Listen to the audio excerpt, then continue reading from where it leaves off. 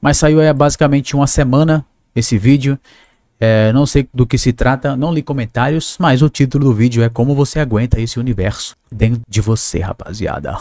Meu amigo aí, Baca, vai explicar o que ele tá querendo dizer com isso pra gente compreender. Eu acho que a melhor forma de a gente compreender é ovulando nosso querido amigo Baca. Vamos embora pro vídeo, rapaziada, bora lá. Bom, rapaziada, eu tinha falado, né, que apesar de ter voltado pro Brasil, eu ainda tenho bastante vídeo gravado lá no Japão, bastantes caminhadas que eu gravei antes de vir, que ainda não foram postadas, e eu pretendo usá-las de vez em quando, principalmente quando faltarem vídeos aqui em São Paulo, apesar de que eu até tenho já um estoquezinho de vídeo nas últimas chuvas que teve aqui em São Paulo, mas eu quero usar os vídeos do Japão para variar um pouco também.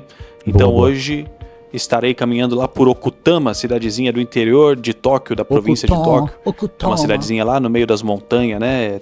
É uma cidadezinha bem pequena, bastante arborizada, bastante natureza. O pessoal costuma gostar quando eu passo por lá, já fui outras vezes. Lá também tem uma estação de mineração bem antiga que ainda está em operação, então é uma cidade com bastantes peculiaridades, o pessoal costuma gostar. Enquanto a gente vai andando por lá, vamos refletir sobre a vida, como sempre, sobre o mundo, sobre o universo, sobre o ser humano, sobre a sociedade. Acho importante ideias, a gente às vezes filosofar, lógico, né, Baca? Sempre tem coisa nova que eu continuo acho legal a gente estudando, filosofar às vezes. tentando me aperfeiçoar. Nunca levem nada do que eu falo muito a sério. Se vocês se interessam por esses assuntos, pesquisem vocês também, né? Mas me interessa. Quem já me acompanha aqui há um tempo já tá meio que familiarizado com a minha forma de pensar, com a minha forma de entender o mundo. E é isso, eu gosto às vezes de fazer uns vídeos assim para organizar meus pensamentos e ir atualizando as coisas que eu tô pensando no momento, tá ligado?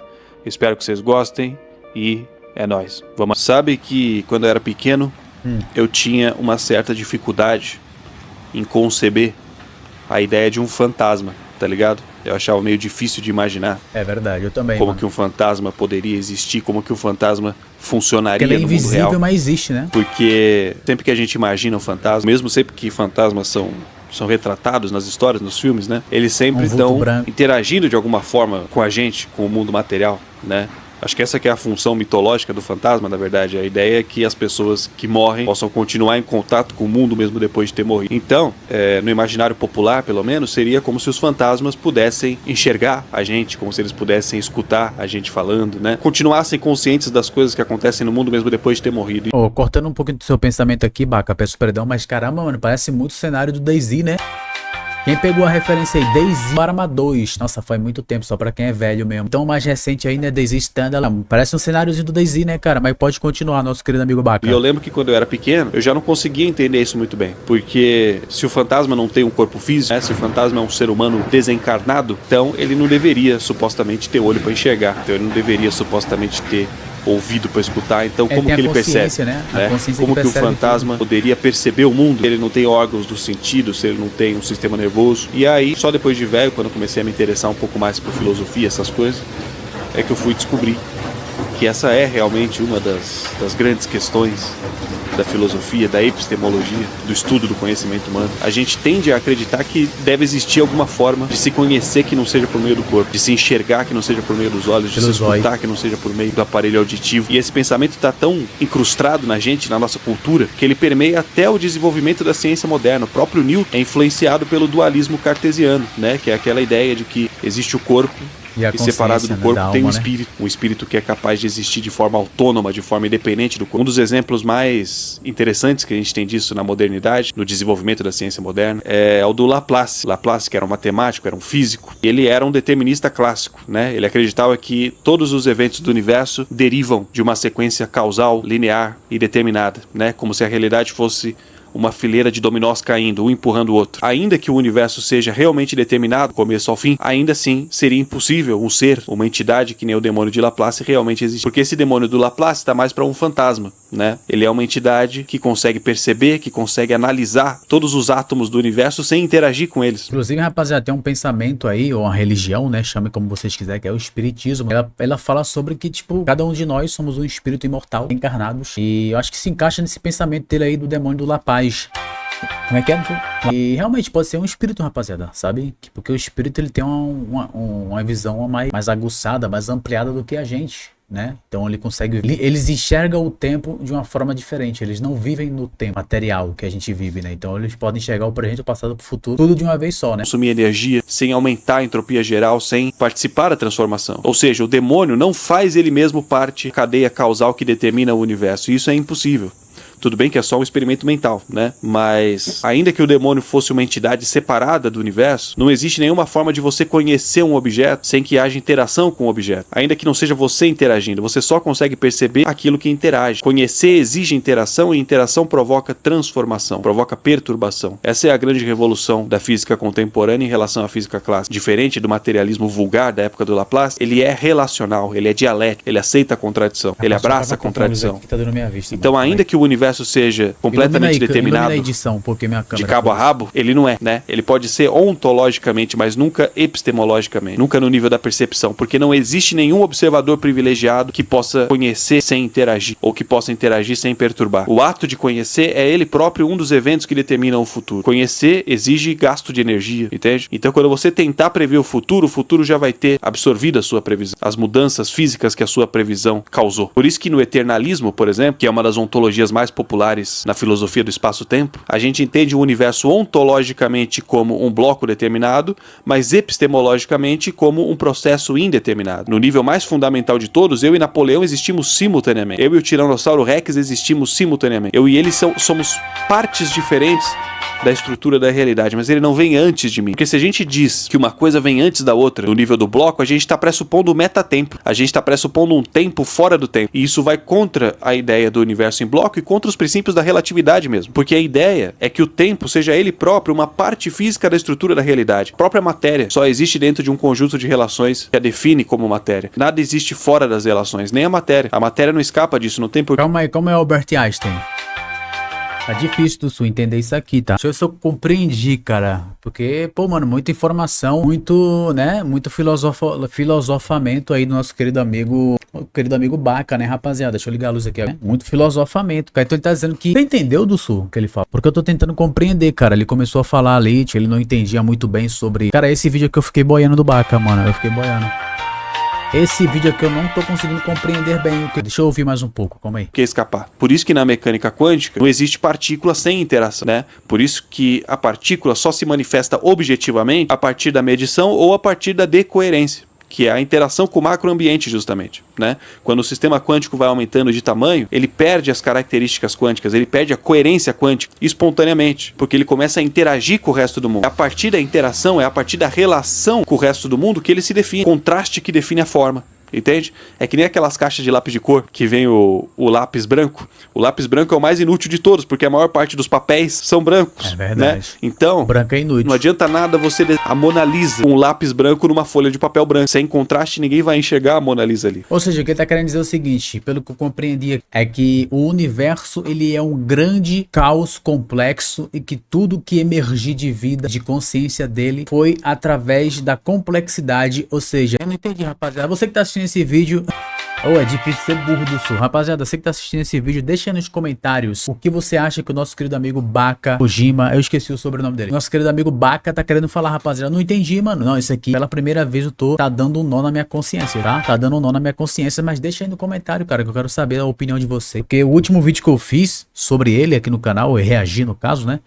Eu vi até comentários falando, parabéns, cara, você realmente foi o único youtuber que entendeu a visão que ele queria passar. E agora eu tô aqui entendendo porra nenhuma, então deixa aí nos comentários que eu quero saber que diabos o nosso querido amigo Baca Gaijin tá querendo falar, rapaziada. Tô confuso. Por muito tempo a gente acreditou que o átomo era a menor parte, né? A parte indivisível da matéria. Mas depois a gente descobriu que o próprio átomo é um sistema composto de partículas subatômicas. O átomo é um evento e não uma coisa em si. O átomo acontece quando as partículas se organizam numa determinada composição. O átomo não é, o átomo acontece. Entende? E agora a gente vem descobrindo que as próprias partículas subatômicas também são sistemas de interações. Também são eventos, são como se fossem nós de uma teia, nós de uma rede de fenômenos extremamente complexa, inclusive, porque a complexidade, sim, assim como a relação, a complexidade é ontológica. A complexidade é irredutível. Vocês têm noção de que ele tá falando da complexidade, a quantidade de padrões de ativação possíveis no cérebro humano é infinitamente maior do que a quantidade de átomos no sistema solar inteiro, levando em consideração a quantidade... Aí você me dizer que isso aí surgiu, essa complexidade surgiu à toa. Não, cara, não, calma aí, né, Baca? Mentira, ele não falou isso, né, rapaziada? Mas bora... de estados possíveis, né? O cérebro humano é um sistema muito mais complexo do que o sistema solar. mesmo sendo bilhões de vezes menor do que o sistema solar. A complexidade do cérebro humano, a complexidade do planeta Terra em si, não afeta a complexidade do sistema solar como um todo, né? O sistema solar não é mais complexo do que outros sistemas planetários só porque existe vida na Terra. Na verdade, a gente conhece sistemas solares muito mais complexos do que o nosso, né? Sistemas que têm 2 sóis, 3 sóis, né? O problema dos 3 corpos, né? Sistemas que têm dezenas de planetas. E muito provavelmente nenhum desses sistemas tem vida igual tem aqui. A complexidade de microsistemas não transborda necessariamente para os sistemas superiores em que eles estão contidos, e nem o contrário, né? Nem o contrário. A complexidade de sistemas superiores também não se infiltra automaticamente nos microsistemas que estão contidos nele. O planeta Terra, enquanto um sistema isolado, né, com todos os processos geológicos, todos os processos biológicos, todos os processos sociais, é um sistema muito mais complexo do que o sistema solar. O sistema solar pode ter todas as interações previstas com base nas leis da gravitação universal, por exemplo. Entende? É muito mais simples de se desenvolver um algoritmo que consiga prever o movimento dos astros no sistema solar do que um algoritmo que consiga prever as relações sociais de um ser vivo no planeta Terra. Porque as relações sociais são muito mais complexas, muito mais imprevisíveis do que qualquer relação gravitacional. Mas aí essas relações sociais muito mais complexas podem acontecer em qualquer planeta do universo que tenha vida, né? Sei lá, 13 é muito, né? Sei lá, 5 bilhões de anos daqui tem um planeta igualzinho à Terra, cara, que também desenvolveu vida lá. Tipo, também vai ser complexo, né? Vai ser extremamente complexo, igual aqui ou em qualquer outra parte dos universos, né? A complexidade está diretamente relacionada à imprevisibilidade. Quanto mais complexo, menos previsível é um sistema. A mesma coisa com o cérebro, né? O cérebro humano tem 86 bilhões de neurônios. Cada neurônio produz milhares e milhares e milhares de sinapses. Os caras estimam que o cérebro humano produz entre 200 a 500 trilhões de sinapses. Pode chegar a 1 quadrilhão nos primeiros anos de vida, né? Antes do cérebro otimizar a atividade sináptica, né? Para vocês terem uma noção, a Via Láctea inteira tem aproximadamente 400 bilhões de estrelas.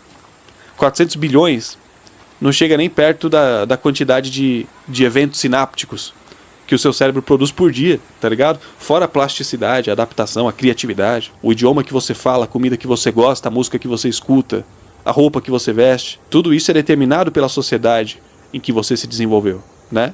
A sociedade inteira está contida virtualmente em você.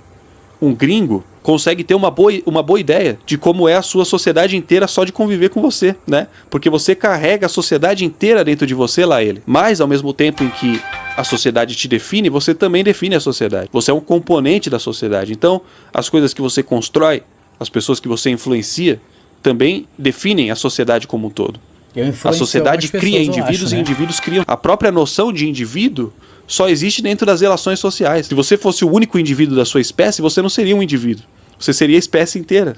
Entende? E toda a natureza é assim, das partículas subatômicas às estrelas. Simplesmente porque lá embaixo, no nível ontológico, todos os eventos existem simultaneamente em relação uns com os outros. Então não precisa haver linearidade, entende? Os efeitos podem produzir as causas no nível epistemológico, porque no nível ontológico não existem causas e efeitos. E a gente, né, nós, que também somos um evento passageiro, também somos um padrão complexo, momentâneo, localizado dentro da geometria do bloco, a gente... entendi. Caralho, essa frase fez eu entender o vídeo todinho, rapaziada. O rapaziado também, né? Vai que tem homens assistindo. Do Sul, eu entendi. Eu tava confundindo. Eu tava pensando que ele tava construindo esse argumento filosófico complexo de ultra-realidade para chegar em um ponto específico no qual ele iria falar sobre a importância da transcendência da consciência para viver em um mundo outro real que seja material, mas que é invisível aos nossos olhos humanos. Em outras palavras, eu pensei que ele iria falar sobre o mundo espiritual, que ele ia tentar dar uma ideia sobre isso, mas não, rapaziada. Essa última frase que ele falou aí, que eu já esqueci, expõe um pouco aí o pensamento dele, né? Ou seja, que tudo provém da matéria, do universo, do caos. Então dá pra entender um pouco aí o que ele quis dizer, né? Tem um ar de materialismo, eu diria, né? Eu diria que tem um pouquinho de ar de materialismo aí, não tenho certeza. Na verdade, eu nem sei se eu entendi. Provavelmente eu não entendi porra nenhuma sobre esse vídeo, mas essa última frase dele aqui me fez pensar sobre isso, rapaziada. Até repetir aqui, ó. Somos um evento passageiro. E a gente, né? Nós, que também somos um evento passageiro, também somos um padrão complexo, momentâneo, localizado dentro da geometria do bloco. Um padrão complexo momentâneo. Um padrão complexo momentâneo. Ou seja, você que está assistindo esse vídeo é apenas um padrão complexo momentâneo que quando você morrer você vai deixar de existir. Eu entendi assim. Cara, gostei sim do vídeo. Parabéns aí pro nosso querido amigo Baca. Sempre trazendo aí belas fotos, né? Belas fotos, belas fotografias, belas filmagens. Mas eu não entendi o que ele quis dizer, rapaziada. Eu não sei. Ele é ateu? Ele é agnóstico? Ele é cristão, ele é salafista, eu realmente não entendi.